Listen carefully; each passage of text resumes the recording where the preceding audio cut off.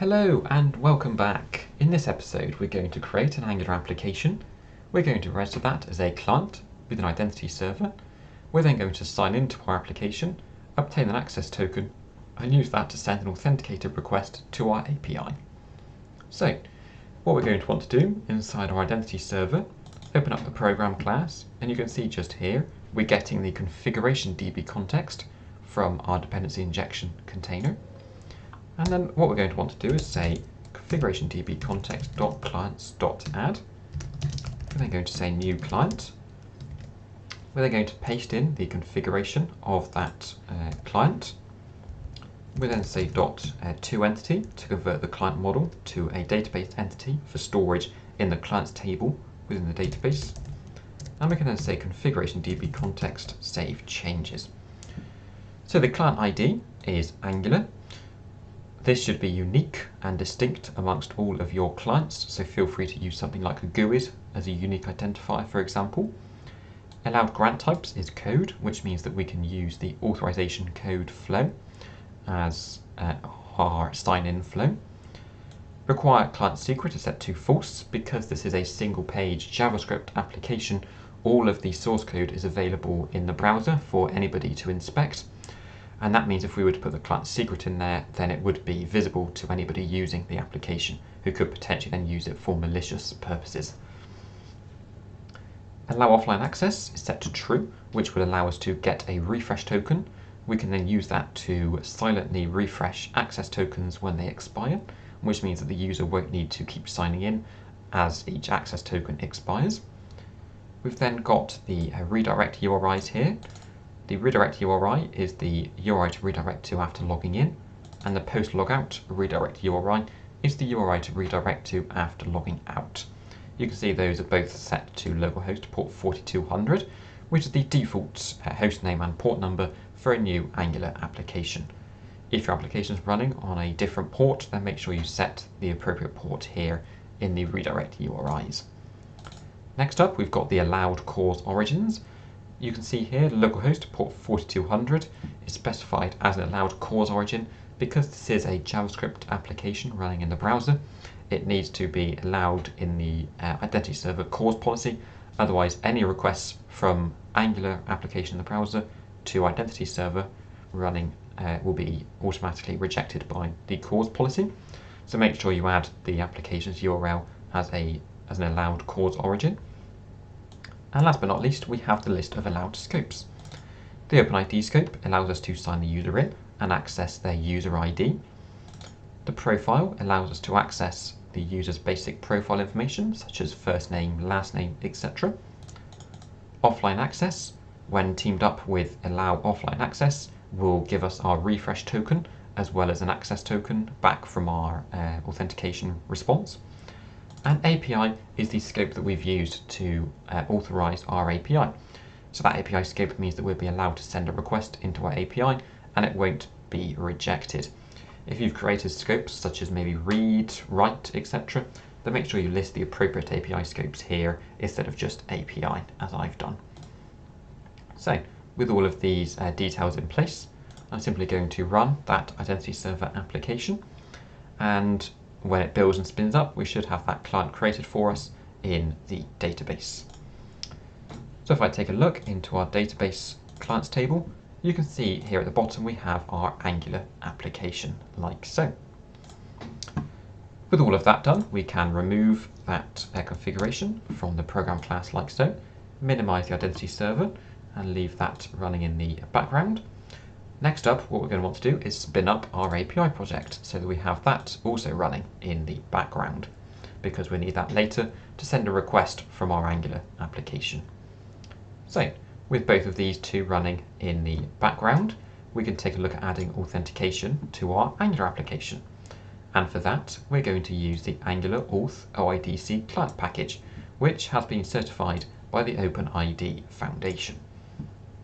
So if we come into our brand new, just empty Angular application, you can see I've set it up with routing, but the routes is just a blank list, and our app component is just a blank component with the root outlet inside it.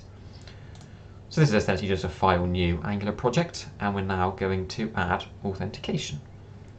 So if we pop back into the package, scroll down to the installation, and we can see that we can run ng add and then the package name to automatically add the library into our application. So in our terminal, if we say npx angular CLI add and then the package name, this will configure the Angular Auth OpenID Connect package in our application, and it will ask us a couple of questions. We can see there what flow to use. We will select the OpenID Connect code flow with PKCE using refresh tokens because we've got that offline access scope. It will then ask us for the URL of our identity server. So that's running on HTTPS localhost port 5001. So with that done like so, it will install the dependencies, configure our application, and we can see that it's all done. If we now take a look, we have this auth folder with an auth config module created for us. You can see here that we have our OpenID Connect configuration. The STS server is the URL to our identity server, which we can see here is localhost port 5001. The redirect URL is the URL of the Angular application, which when it's running locally will be localhost port 4200. And again, that should match the redirect URI in the identity server configuration.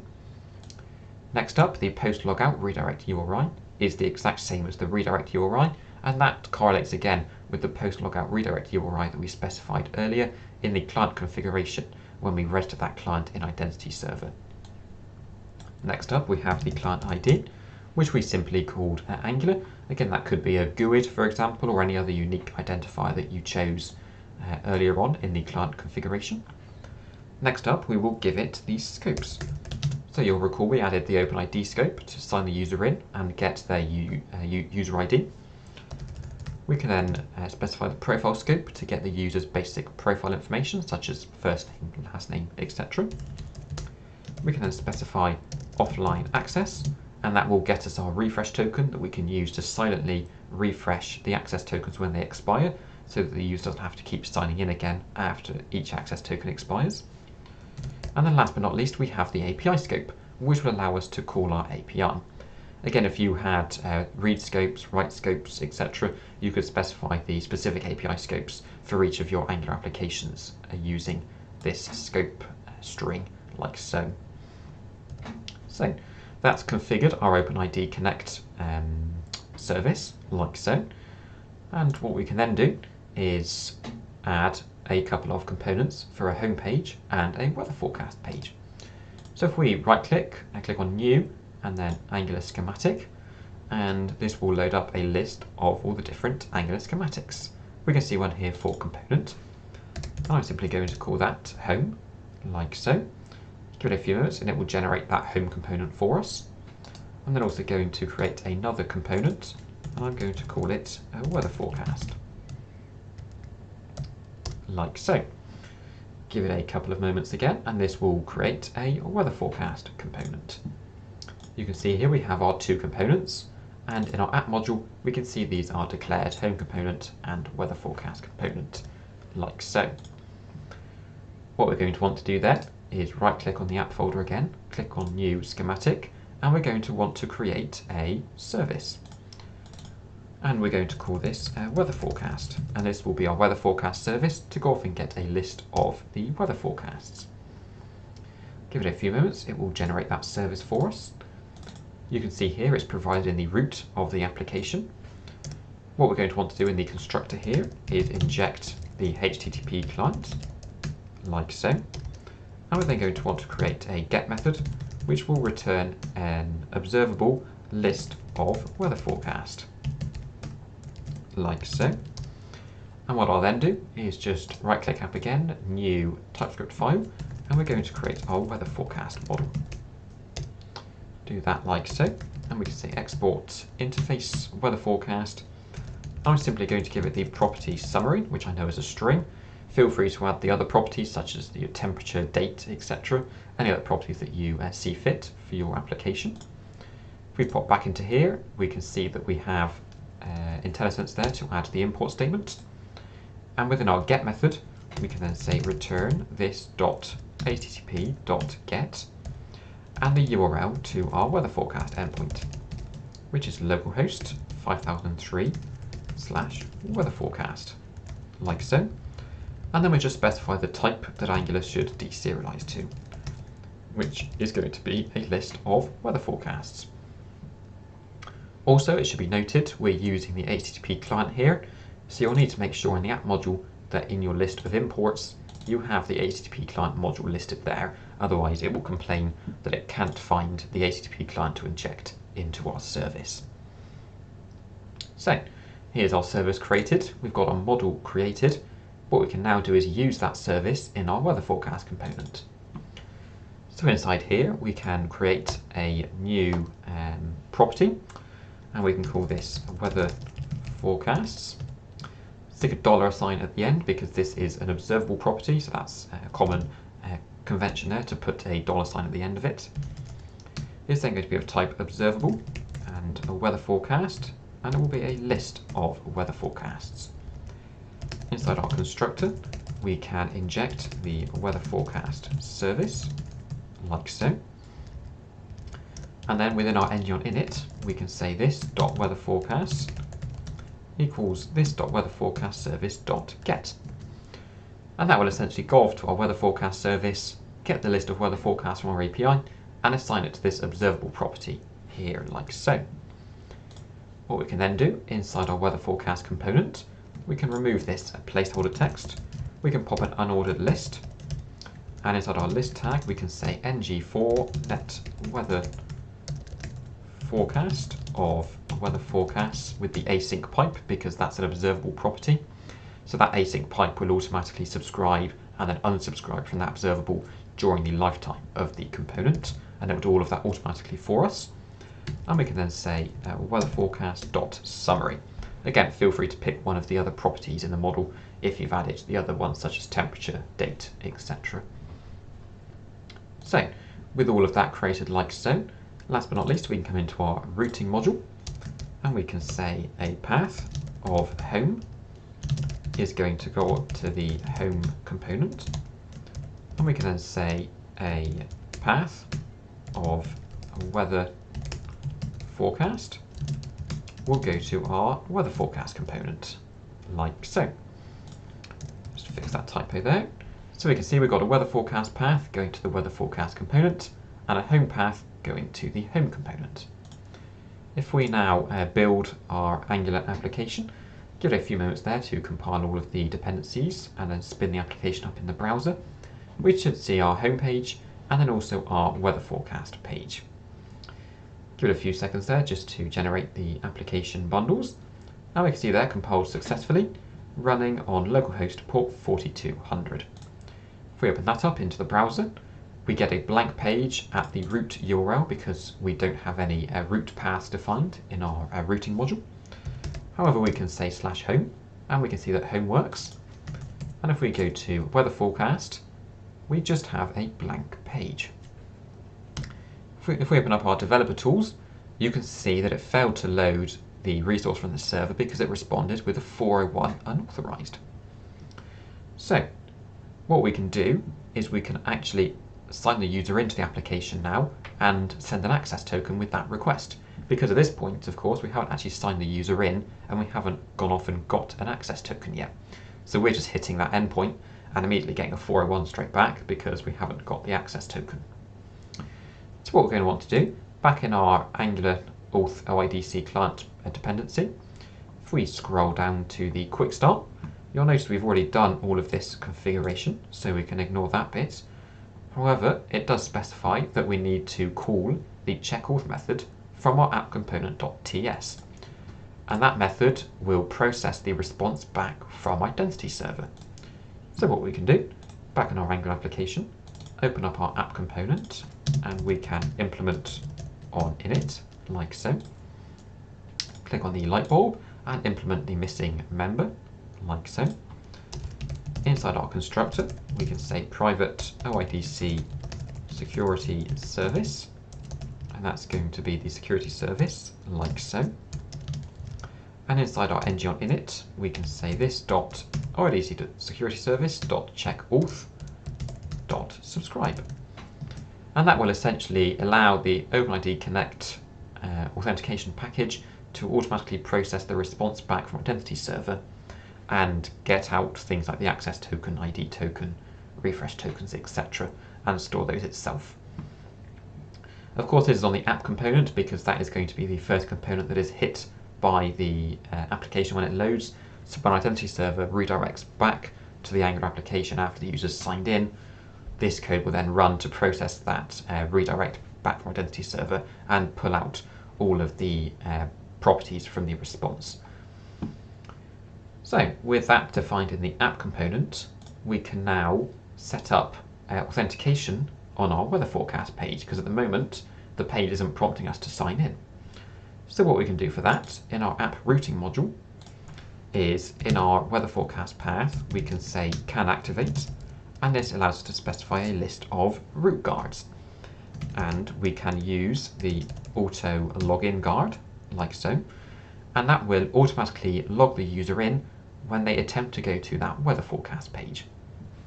So if we save that and pop back into the browser, you can see here we've been redirected back off to the IdentityServer from our weather forecast page. If we put our username and password of a user that we've previously registered in our IdentityServer, like so, hit login, and we get bounced back to our weather forecast page. You can see that we've still got a 401, and that's because even though we've signed in to our application, we're not attaching that access token to the HTTP request. So it's still just sending it without an access token, even though we have just signed in. So last but not least, we can, inside our app module, use an HTTP interceptor to intercept HTTP requests and automatically attach an access token to those HTTP requests. So inside our list of providers, we're going to want to provide HTTP interceptors using the Auth Interceptor class from the Angular Auth OpenID Connect client package. We can then specify multi as true, which will allow us to use multiple HTTP interceptors if we have multiple in our application. And what this is then going to do is going to intercept every HTTP request, and it's going to perform some logic, checking to see if it needs to attach an access token, and if it does, it will attach the access token as a header and then forward that request on to wherever it's headed. What we can then do, last but not least, in our auth config module, we can specify the URLs that we want to have an access token attached to. So if we say secure routes, this is an array of routes that we want to attach an access token to. Now it's important at this point not to just blanket all of your routes that you go to with the access token, because you only want to send the access token to our API in this case. You don't want to send that access token just to any old URL on the web, because then that potentially malicious web server will be able to access the access token from those headers, and it can then use that to send requests into our API as itself impersonating your Angular application. So as I say, it's important to only send that access token to its intended target audience, which is in this case our API. So what we can do in here is we can say HTTPS localhost, and we know that API is running on port 5003. So what this will do is it will check to see if the URL starts with HTTPS localhost 5003. If it does, that means it's our local API, and it will attach an access token. If it's not localhost 5003, if it's say www.google.com, then it won't attach an access token to that request. So what we can then do, if we give that a save and a recompile like so, if we pop back into our app, you can see we now have a list of weather forecasts from our weather forecast API. If we pop to the network tab, you can see here that we have the cause pre-flight check here as a 204, and we then have the actual weather forecast request with our bearer token like so. And then we get our response back with date, summary, temperature in degrees Celsius, and temperature in degrees Fahrenheit. So this has essentially shown you how we can create a brand new, just completely blank Angular application, how we can use the Angular OpenID Connect authentication package to set up authentication to be handled by the package automatically for us. We've set up our API as a secure route, meaning that access tokens will automatically be attached to those network requests for us without us having to do that manually. And we then registered the Angular application in IdentityServer with the authorization code grant type. We've then launched our application onto the web, signed in, and sent an authenticated request to our API to get back a list of weather forecasts. So, I hope you found this episode useful. Thank you very much for watching, and I'll see you next time.